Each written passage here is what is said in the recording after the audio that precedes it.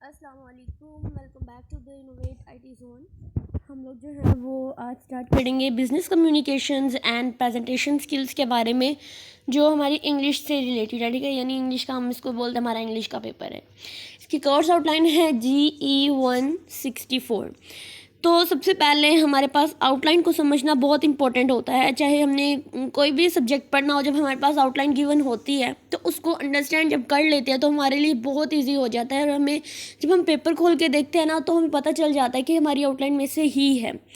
तो सबसे पहले तो मैं आप लोगों को बिजनेस कम्युनिकेशन के बारे में थोड़ा सा बता दूं कि क्या होता है। कम्युनिकेशन क्या होता है? वो प्रोसेस होता है जिसमें हम अपने आइडियाज़, अपने थॉट्स और जो भी हमारी इन्फॉर्मेशन होती है उसको दूसरों तक पहुंचाते हैं। इसमें इफ़ेक्टिव कम्युनिकेशन भी होती हैं, यानी बहुत ज़्यादा ज़रूरी होती है इफ़ेक्टिव कम्युनिकेशन, ताकि जो मैसेजेस होते हैं वो क्लियर और समझने में भी आसान हों। अब इस आउटलाइन में जितने भी टॉपिक्स हैं, इनमें हर एक को हम लोग डिटेल से कवर करने की कोशिश करेंगे। ठीक है, उसके बाद हमारे पास इफेक्टिव कम्युनिकेशन, राइटिंग कम्युनिकेशन होता है, रिटन कम्युनिकेशन होता है। क्या होता है उसमें? मेमोज आ जाते हैं, गुड न्यूज़ मैसेजेस आ जाते हैं, न्यूट्रल मैसेजेस आ जाते हैं, बैड न्यूज़ मैसेजेस आ जाते हैं। इनको लिखने की टेक्निक्स जो हैं उनको भी हमें सीखना होगा कि कैसे हम लिखते हैं। ठीक है, इसके साथ ही ओरल प्रेजेंटेशंस भी बहुत ज़्यादा इंपॉर्टेंट होती है। उसके बाद इम्प्रोम्प्टू प्रेजेंटेशन जो होती है वो कैसे देनी चाहिए, ये सारे के सारे जो होते हैं हम लोग इसके अंदर कवर करेंगे। आउटलाइन की फर्स्ट लाइन को हम लोग देख लेते हैं, जिसमें कम्युनिकेशन, इसकी डिफाइनिंग कम्युनिकेशन क्या है, इफेक्टिव कम्युनिकेशन क्या होती है, फिर perspectives in communication skills, organization communications. अब इनको हम लोग देखते हैं क्या होते हैं। ये हमारी आउटलाइन के जो पहली 2 लाइन्स के टॉपिक हैं। तो सबसे पहले देखें कम्युनिकेशंस क्या होती है। मैंने बताया ये वो प्रोसेस होता है जिसमें हम लोग अपने थॉट्स, अपने इमोशंस और जितने भी हमारे इंफॉर्मेशन होती है, जितनी भी होती है, उन सबको हम दूसरों तक पहुंचाते हैं। तो इसमें वर्बल और नॉन वर्बल तरीक़ों से भी बातचीत होती है। यानी वर्बल क्या होते हैं? वो जो हम लोग बोल कर करते हैं। ठीक है, जो हम लोग अपने बोल कर जो चीज़ें हम लोग रिप्रेजेंट करते हैं वो सारी हमारी वर्बल कम्युनिकेशन होती है। उसके बाद नॉन वर्बल होती है, यानी वो चीज़ें जो हम लोग बगैर बोले करते हैं। हम जैसे हमारे फेस एक्सप्रेशन से पता चल रहा होता है, हमारे जो हम लोग हाथ हिला हिला कर बात कर रहे होते हैं, जिससे हमें बोलना नहीं पड़ता, वो सारी नॉन वर्बल होती हैं। तो कम्युनिकेशन क्या हुआ? ऐसा प्रोसेस जिसमें हम अपने थॉट्स, अपने इमोशंस और अपनी जो भी इंफॉर्मेशन होती है उसको दूसरों तक पहुंचाते हैं, वो हमारी कम्युनिकेशन होती है। और ये 2 तरह से हो सकती है, वर्बल हो सकती है और नॉन वर्बल हो सकती है। इसके बाद हमारे पास नेक्स्ट टॉपिक आता है इफेक्टिव कम्युनिकेशन क्या होती है। तो ये कम्युनिकेशन, ये वो कम्युनिकेशन है जो समझने वाले और सेंडर, यानी जो रिसीवर और सेंडर्स के दरमियान अच्छी तरह से होती है। ये हमारे पास क्या होती है? ये इफेक्टिव कम्युनिकेशन होती है जिसकी समझ रिसीवर को भी आ रही होती है और सेंडर को भी आ रही होती है। इसमें क्लियर और कंसाइज मैसेजेस भेजने की जो हमारे पास स्किल्स होती हैं वो शामिल होती हैं। फिर कम्युनिकेशन पर्सपेक्टिव क्या होती है? यानी ये जो हमारे इमोशंस होते हैं, साइकोलॉजिकल होते हैं, जो कल्चरल पर्सपेक्टिव्स होते हैं, उस पर फोकस करता है, जो कम्युनिकेशन स्किल्स को इन्फ्लुएंस करता है। यानी जो कम्युनिकेशन स्किल्स पर जो भी हमारे इमोशंस, हमारी साइकोलॉजिकल और हमारे जो भी कल्चरल पर्सपेक्टिव्स जो होते हैं, हमारी कम्युनिकेशन पे जिस पे फोकस किया जाता है, वो सारी की सारी स्किल्स जो होती हैं वो हमारी कम्युनिकेशन स्किल्स के ऊपर जो होती हैं वो असर करती हैं। तो ये कम्युनिकेशन पर्सपेक्टिव होती हैं। फिर नेक्स्ट आती है ऑर्गेनाइजेशनल कम्युनिकेशन। अब ये वो कम्युनिकेशन है जो किसी ऑर्गेनाइजेशन के अंदर होती है। ऑर्गेनाइजेशनल से निकला है तो इसका मतलब क्या होगा? ये किसी ना किसी ऑर्गेनाइजेशन से ही होती है। इसमें फॉर्मल और इनफॉर्मल तरीक़ों से इंफॉर्मेशन जो होती है वो शेयर होती है। ठीक है, उसके बाद देखिए आउटलाइन के जो टॉपिक्स हैं, communications across culture, non verbal communication, फिर कम्युनिकेशन के स्टाइल्स आ जाते हैं, फॉर्म ऑफ रिटर्न्स आ जाती हैं कम्युनिकेशंस के, मीमोज, गुड न्यूज़ आ जाती हैं, न्यूट्रल मैसेजेस जिसमें बैड मैसेजेस आ जाते हैं, फिर बेसिक लिसनिंग स्किल्स आ जाती हैं, इनफॉर्मेटिव प्रेजेंटेशन होती है। अब हम इनको पढ़ते हैं क्या होती हैं। तो कम्युनिकेशन अक्रॉस कल्चर क्या होती है? अब ये कम्युनिकेशन है जो अलग अलग कल्चर्स में होती है। ठीक है, क्योंकि कल्चर्स अक्रॉस कल्चर है, मतलब डिफरेंट कल्चर्स में जो कम्युनिकेशन होती है वो हमारी कम्युनिकेशन अक्रॉस कल्चर होती है। अब इसमें लैंग्वेजेस आ जाते हैं, हमारे गेस्चर्स आ जाते हैं, और जो भी हमारे अकीदे होते हैं, जिसको हम बोलते हैं बिलीव्स होते हैं, उनमें जो भी डिफरेंस आ जाता है, वो कम्युनिकेशन का तरीका चेंज हो सकता है। ठीक है, इनके अंदर अब इसको समझ कर लोग जो होते हैं वो एक दूसरे से इंटरेक्ट कर सकते हैं, एक दूसरे से ज़्यादा बेटर तरीके से बात कर सकते हैं। जब हम लोग दूसरों के कल्चर्स को समझ लेते हैं, हम अपने उनके बॉडी लैंग्वेजेस को समझ लेते हैं, उनके जो भी जो आप कह सकते हैं रिलीजन्स होते हैं उनको समझ लेते हैं, फिर हम उनसे ईजिली इंटरेक्ट कर सकते हैं, उनसे बातचीत भी बहुत ईजी वे में कर सकते हैं। फिर आ जाती है हमारी नॉन वर्बल कम्युनिकेशन। अब ये वो कम्युनिकेशन होती है जो बोले बगैर यानी बिना अल्फाज की होती है, ठीक है, यानी इसमें बोलना नहीं पड़ता। अब इसमें गेस्चर आ जाते हैं, बॉडी लैंग्वेज आ जाती हैं, एक्सप्रेशन और आइज़ कॉन्टैक्ट आ जाते हैं। इस सारे के सारे जो मैसेजेस हम लोग बगैर बोले करते हैं ना, वो सारे नॉन वर्बल कम्युनिकेशन होते हैं। मैं नहीं कहूँगी आप लोग रट्टे मारो, आप लोग ये करो। मैं आप लोगों को जो पॉइंट्स बता रही हूँ, आप लोग वो अपनी नोटबुक पकड़ें और उन पॉइंट्स को लिखते जाएं। आप लोगों को सेल्फ राइटिंग आनी चाहिए। जैसे नॉन वर्बल कम्युनिकेशन की बात की मैंने, तो ये वो कम्युनिकेशन होते हैं जिसमें हमें बोलना नहीं पड़ता, आप इसको इंग्लिश में कन्वर्ट कर सकते हैं। फिर इसमें मैंने पॉइंट्स बताए, इसमें गेस्चर्स होते हैं, इसमें बॉडी लैंग्वेजेस होती हैं, इसमें एक्सप्रेशंस होते हैं जो हम लोग आई कॉन्टैक्ट के थ्रू करते हैं। ये सारे के सारे जो कम्युनिकेशन हम करते हैं, ये सारे सारे जो मैसेज पहुँच रहे हैं एक शख्स से दूसरे तक, तो सारी नॉन वर्बल कम्युनिकेशन होती है। फिर हमारे कम्युनिकेशन के स्टाइल्स आते हैं। अब हर इंसान अपनी अपनी यूनिक तरीके से कम्युनिकेट करता है, ठीक है, यानी हर एक का अपना तरीका होता है वो किस तरह से कम्युनिकेट करता है। कुछ लोग डायरेक्ट होते हैं तो कुछ जो होते हैं वो इनडायरेक्ट होते हैं। अब ये स्टाइल्स होते हैं, ये अलग अलग सिचुएशंस और कल्चर्स के मुताबिक जो होते हैं ये चेंज होते रहते हैं। नेक्स्ट वीडियोस में हम लोग इनको डिटेल से ही पढ़ते जाएंगे, ठीक है। फिर आती है फॉर्म ऑफ रिटन कम्युनिकेशन। अब कम्युनिकेशन को लिखने की कितनी फॉर्म होती हैं, इसमें क्या क्या हो सकती हैं, ये हमारी आउटलाइन में ही गिवन है। इसमें मेमोज हो सकते हैं, गुड न्यूज़ मैसेजेस हो सकते हैं, न्यूट्रल मैसेजेस हो सकते हैं, बैड न्यूज़ मैसेजेस हो सकते हैं। ये सारी हमारे पास कम्युनिकेशन को लिखने की फॉर्म्स होती हैं कि हम बैड न्यूज़ मैसेज किस तरह से लिखेंगे, हम लोग गुड न्यूज़ मैसेज किस तरह से प्रोवाइड करेंगे। अब हर एक टाइप को समझने के लिए हर एक टाइप का जो मैसेज होता है उसको लिखने का तरीका भी क्या होता है, अलग अलग होता है, और इसमें स्पेसिफिक गाइडलाइंस होती हैं, कुछ ऐसी चीज़ें होती हैं जिनको फॉलो करना पड़ता है।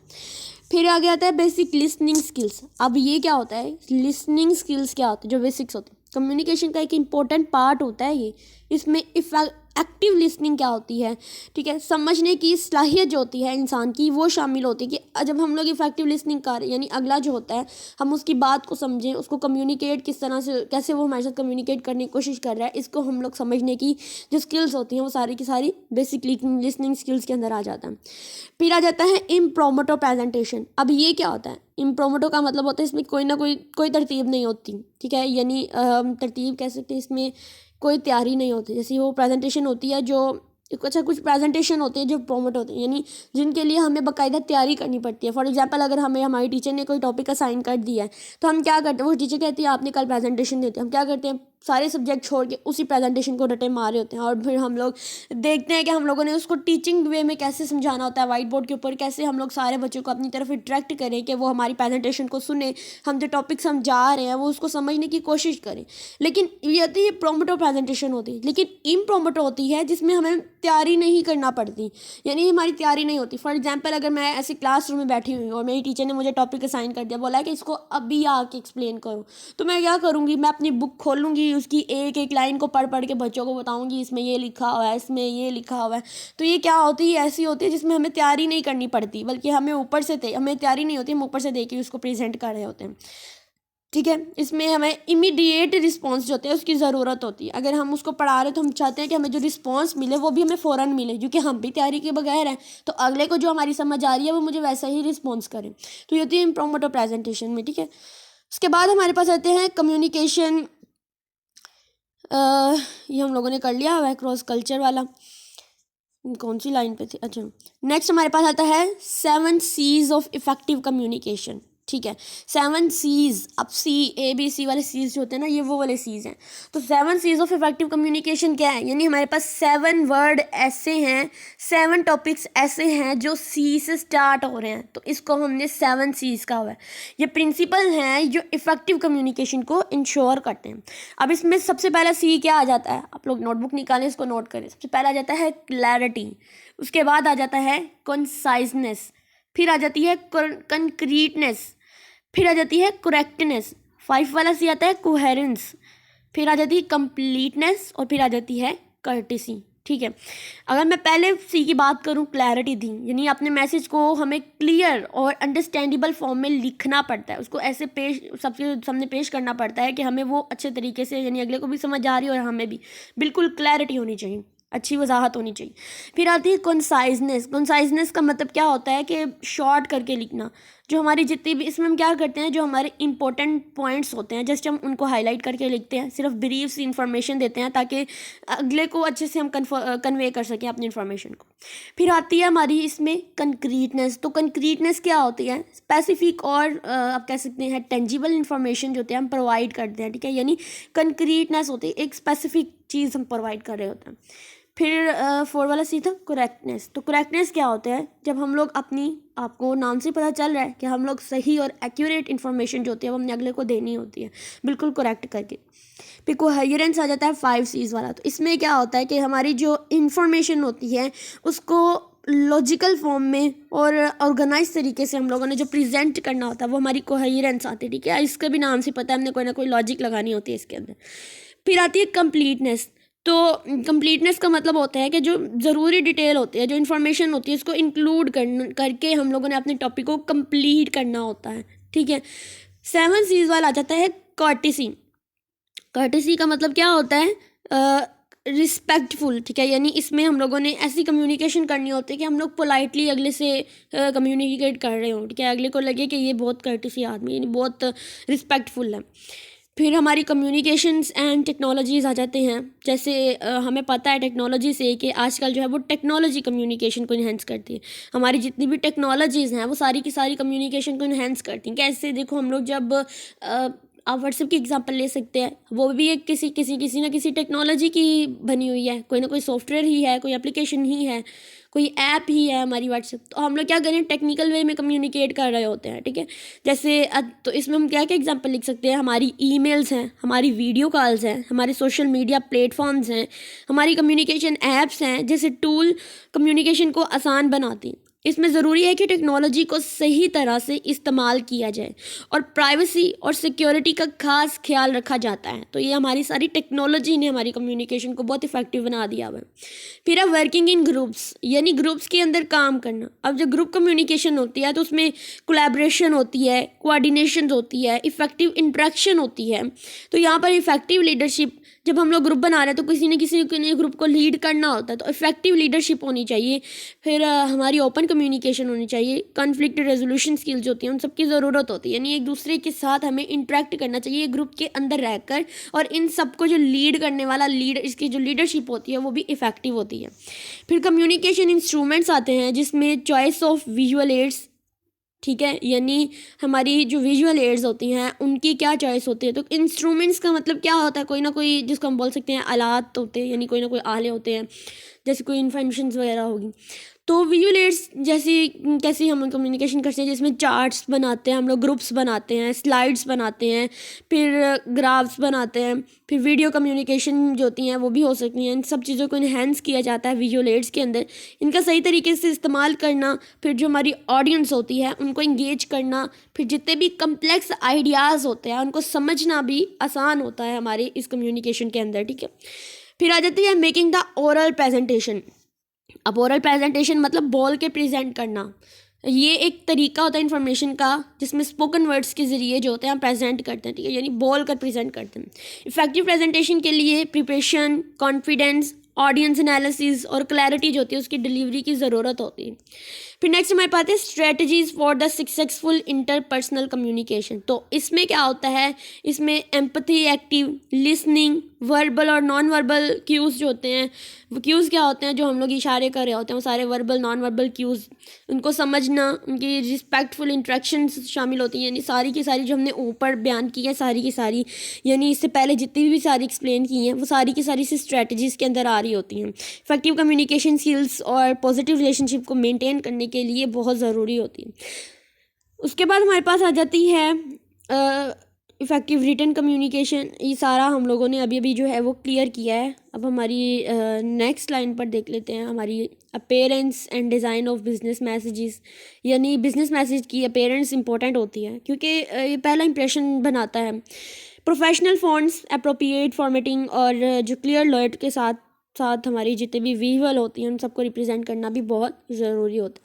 Process of preparing the effective business message को प्रिपेयर करने के जो प्रोसेस वो क्या होता है। अच्छा, इफेक्टिव बिजनेस मैसेज होते हैं वो तैयार करते वक्त हमें मैसेज के जो ऑब्जेक्टिव्स होते हैं उनको समझना चाहिए, ऑडियंस की एनालिसिस करना, फिर जो अप्रोप्रिएट लैंग्वेज होती है और टोन क्या होनी चाहिए हमारे, इनको चूज़ करना बहुत ज़रूरी होता है। इसके साथ साथ जो मैसेजेस को ऑर्गेनाइज और स्ट्रक्चर करने के लिए क्लियर हेडिंग्स और सब हेडिंग का इस्तेमाल भी किया जाता है। तो ये हमारी इसमें बिजनेस मैसेजेस में आ जाता है।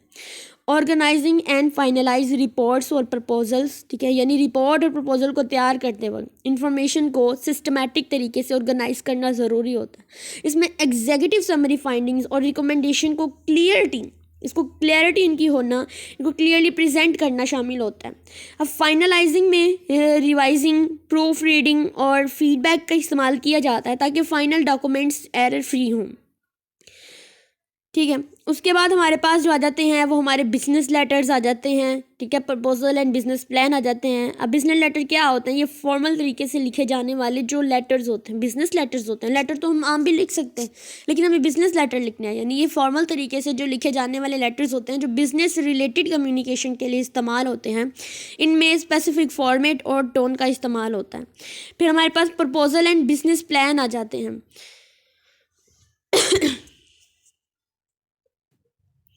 तो प्रपोजल्स बिजनेस अपॉर्चुनिटी यहाँ प्रोजेक्ट के लिए तैयार किए जाते हैं। जो पोटेंशियल क्लाइंट्स या जो भी हमारे इन्वेस्टर्स होते हैं उनको जो होते हैं मतलब उनकी कन्वीनियंस हासिल करने के लिए भी होते हैं।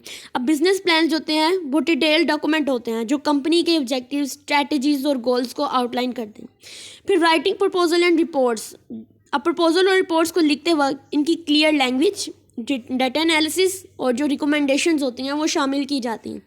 अब प्रपोजल्स होते हैं ये न्यू आइडियाज़ को प्रेजेंट करते हैं, जबकि रिपोर्ट्स होते हैं वो एग्जिस्टिंग इन्फॉर्मेशन को समराइज़ करते हैं। अब इनमें डिफरेंस हमें पता होना चाहिए कि प्रपोजल्स होते हैं ये वो होते हैं जो हमारे न्यू आइडियाज़ को प्रेजेंट करते हैं, जबकि रिपोर्ट्स क्या होती हैं वो होती हैं जो हमारे एग्जिस्टिंग जो पहले से एग्जिस्ट कर रही होती है इन्फॉर्मेशन उनको समराइज़ करते हैं।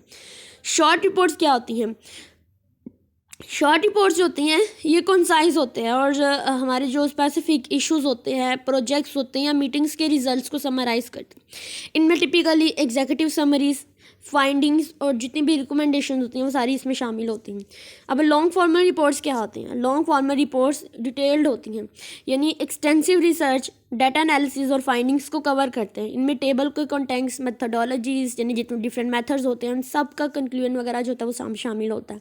फिर स्पेसिफिकेशन डॉक्यूमेंट्स आ जाते हैं, रिव्यू ऑफ लैंग्वेज आ जाती है। अब ये सारी की सारी जॉब एप्लीकेशन रिज्यूम की बात करूँ तो जॉब एप्लीकेशन में अपने क्वालिफिकेशन, स्किल्स और जितने भी एक्सपीरियंसेस होते हैं उनको हाईलाइट करना होता है।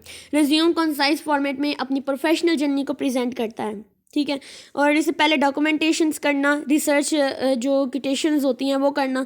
अब रिसर्च डॉक्यूमेंट्स में जितने भी सोर्सेज होते हैं उनको प्रॉपर्ली डॉक्यूमेंट करना और रेफरेंसेस के अगर मैं आप लोगों को इसकी सिंपल एग्जांपल दूँ ना तो हम जब अपने फाइनल ईयर प्रोजेक्ट बनाएंगे ना तो हमने उस प्रोजेक्ट की स्टार्ट कहाँ से किया, उसके कैसे कैसे लॉजिक्स लगाई, क्या क्या हमें चीज़ें इसके अंदर करनी, कौन कौन सी लैंग्वेजेस यूज़ करना पड़ी, किस तरह से हमने कोडिंग की, इन सबको हम लोग एक डॉक्यूमेंट की फॉर्म में लिखते जाते हैं। प्रॉपर डॉक्यूमेंटेशन बनाते हैं जो बहुत ज़रूरी होती है। और आप लोगों को डॉक्यूमेंटेशन का अगर मैं यहीं पे आपको इस एग्जांपल से समझना चाहिए कि किस तरह से हम बनाने की कोशिश करेंगे।